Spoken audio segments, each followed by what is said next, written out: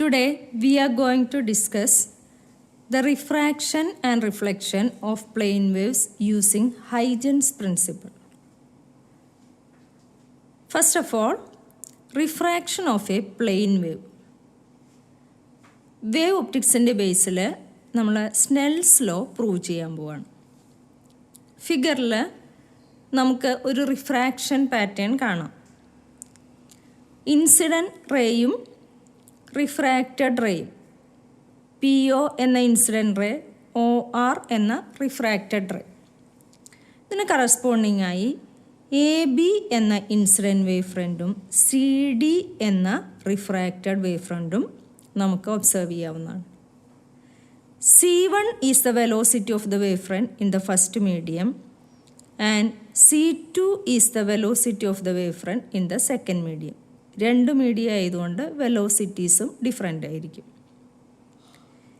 Here A C is the plane separating these two media.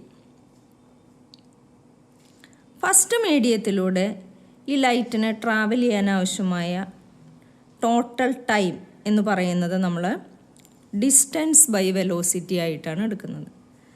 So it is taken as P O by C one. Then second മീഡിയത്തിലൂടെ travel ചെയ്യാൻ ആവശ്യമായ time is O R by C to.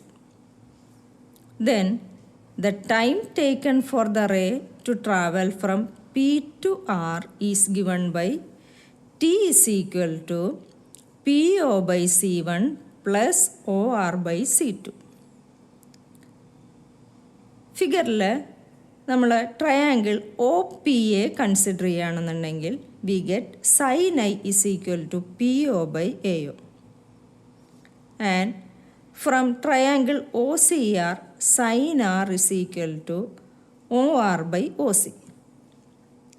So we get P O is equal to A O sine I and OR is equal to OC sin R. So we get the time taken T is equal to AO sin I by C1 plus OC sin R by C2. OCക്ക് നമ്മൾ വേറൊരു substitution കൊടുക്കുകയാണ്. OC is equal to AC minus AO. ഫിഗറിൽ നിന്ന് നോക്കിയാൽ നമുക്ക് മനസ്സിലാവും.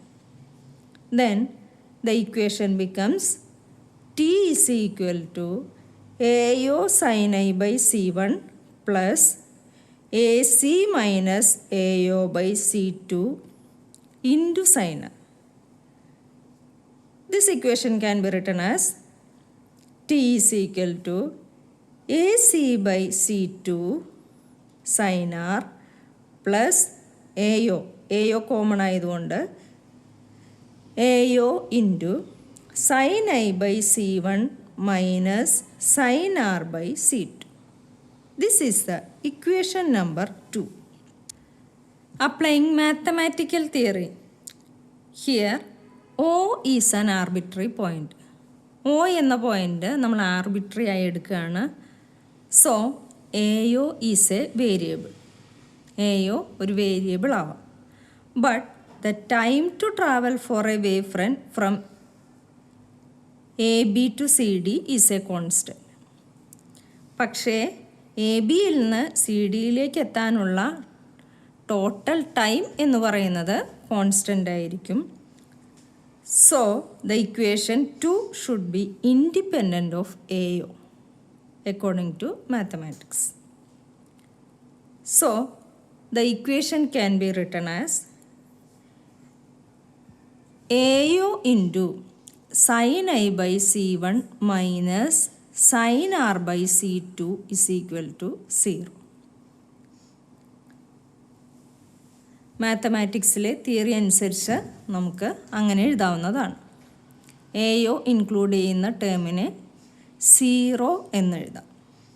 So sin I by C1 is equal to sin R by C2 or sin I by sin R is equal to C1 by C2 is equal to N, where N21 is the refractive index of the second medium with respect to the first. This is the law of refraction. Here, AB is the incident wavefront and CD is the reflected wavefront. Reflection ആണ് ഇവിടെ സംഭവിക്കുന്നത്. I is the angle of incidence and R is the angle of reflection here. C1 is the velocity of light in the medium. ഒരേ ഒരു medium ഉള്ളതുകൊണ്ട് C1 മാത്രമാണ് velocity of light. Let PO be the incident ray and OQ be the reflected ray. The time taken for the ray to travel from P to Q is T is equal to PO by C1 plus OQ by C1. That is equal to T is equal to AO sin I by C1 plus OD sin R by C1. നമ്മൾ triangles എടുക്കുകയാണെന്നുണ്ടെങ്കിൽ from triangle O P A sine I is equal to P O by A O. So PO is equal to AO sin I. And from triangle OQD, sin R is equal to OQ by OD. Therefore, OQ is equal to OD sin R. Again, OD can be written as AD minus AO. Therefore, the equation becomes T is equal to AO sin I by C1 plus AD minus AO sin R by C1. That is AD sin R by C1 plus AO sin I minus AO sin R by C1. That is equal to AD sin R by C1 plus AO into sin I minus sin R by C1. Here O is taken as an arbitrary point. So, AO is a variable, but the time to travel for a wavefront from AB to CD is a constant. അതായത് A ബിയിൽ നിന്നും C ഡിയിലേക്ക് എത്താൻ ആവശ്യമായ time taken constant ആയിരിക്കും. So equation should be independent of AO.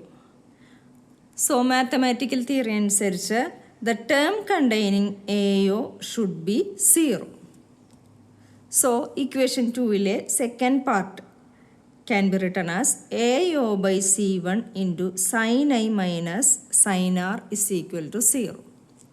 That is, sin I minus sin R is equal to 0 or sin I is equal to sin R. This is the law of reflection.